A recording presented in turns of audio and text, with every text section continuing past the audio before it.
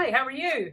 I'm back after a little bit of a hiatus. I think I mentioned before that I had had a bereavement, so I had to have a bit of a quiet time to sort some things out around that. So, but I have been working in the background, sorting out quite a few parents who are still dealing with all of the school detritus. So I thought I'd kind of update you on some of the things that have grabbed my attention that have been going on in the last few weeks.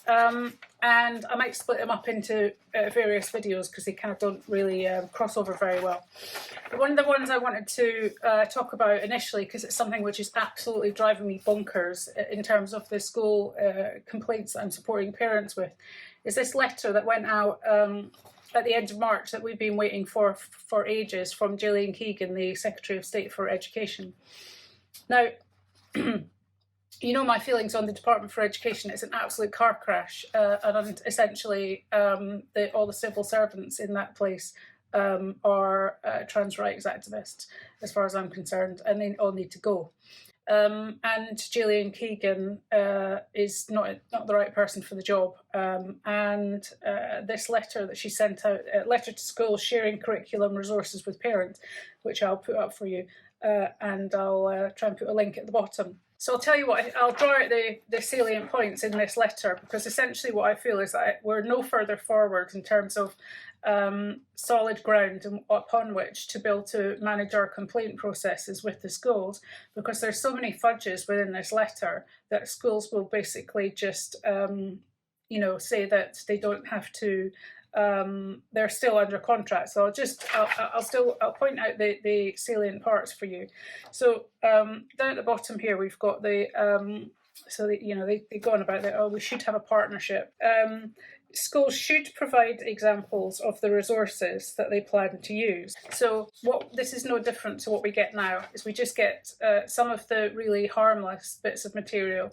The parents go, okay, well that looks fine, and obviously they don't show you any of the bits that you would be entirely uncomfortable with. And then we have this, with these points in mind, the department would expect schools to avoid entering into agreement with an external agency. Well, that's essentially saying try not to do it, but it's not saying you absolutely must not do it. So that's another get out of jail free card. And then we have what they're saying is that we know that you're still under contract with some of these organisations. And we know, because of the case that's going on against the ICO, that some of these organisations, like the School of Sexuality Education, and we also know Jigsaw, for instance, are entirely willing to go all the way to fight their battles to maintain their copyright, including all the way into lawfare to defend this. We have this paragraph here. We know that some schools will already have entered into contracts with providers that prevent them from sharing materials with parents. Even where this is the case, schools can show resources to parents in person on the school's premises without infringing copyright. We don't want to see them on premises, okay? We want to be able to take them home to discuss them as a family.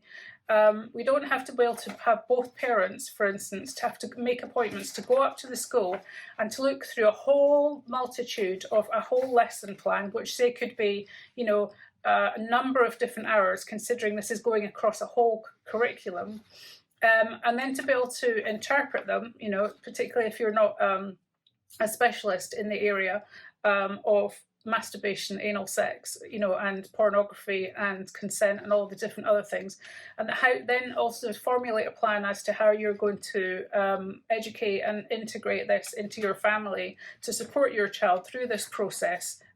Because obviously the learning journey isn't just in the classroom, it's part of a whole process that is our responsibility too. And we might have very strong feelings on that, and some more than others. This is not a hands-off approach, this is a whole family approach, and we're very much in charge of that, not schools. So that we don't want to just be able to have to go in to see what you want to show us on the school premises, so that we are not to be able to take any of this away. What we're supposed to do, make frantic notes. That's just absolute nonsense, and not something that we argued for. So essentially, what my summary of this letter is it's classic Gillian Keegan. It's classic manipulation of the civil servant. It's vague, they haven't taken control of the situation, a desperate situation, which we've pointed out in so many different ways. You know, we've lobbied MPs, we've had numerous ministers on our side.